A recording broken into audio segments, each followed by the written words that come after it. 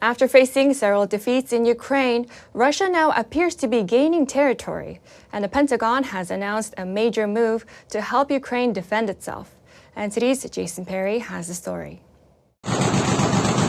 Russia and Ukraine battled for days in a small town in eastern Ukraine.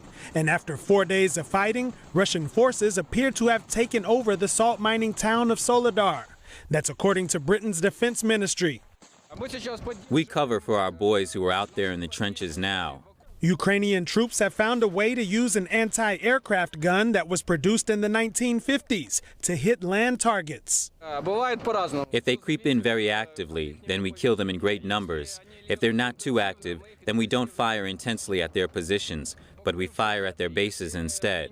And the Pentagon announced on Tuesday that Ukrainian forces will soon have a high-tech piece of equipment to better defend itself against the Russian airstrikes. I can confirm that training for Ukrainian forces on the Patriot air defense system will begin as soon as next week at Fort Sill, Oklahoma. The Patriot system is a primary air defense system used by the United States military. It can destroy aircraft and incoming missiles from about 100 miles away. The training will prepare approximately 90 to 100 Ukrainian soldiers to operate, maintain, and sustain the defensive system over a training course expected to last several months. And the U.S. plans to provide Ukraine with one Patriot air defense system. Ukraine is also getting support from NATO and the EU. They both signed a declaration of cooperation on Tuesday. The aim is, of course, to ensure that we can continue and also strengthen our support to Ukraine. One of Russian President Putin's closest allies said this in a newspaper interview.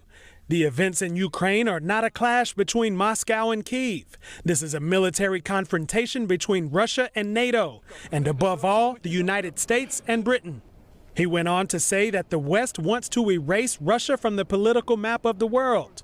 The Russian defense minister says there is one way to help maintain Russia's sovereignty. We will continue to develop the nuclear triad and maintain its combat readiness, since the nuclear shield has been and remains the main guarantor of the sovereignty and territorial integrity of our state. Jason Perry, NTD News.